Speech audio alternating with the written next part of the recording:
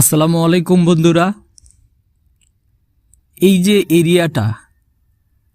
এরিয়াটা বাংলাদেশের কোন থানায় অবস্থিত আপনারা একটু কমেন্টে বলে যাবেন।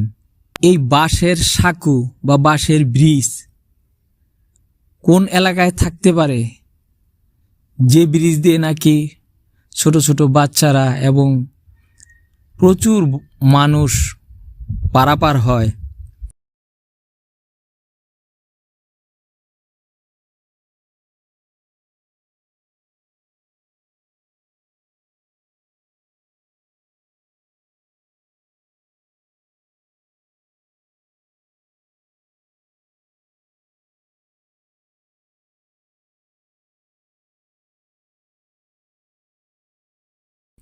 এরকম একটি ব্রিজ কোথায় অবস্থিত, আপনারা কোন থানা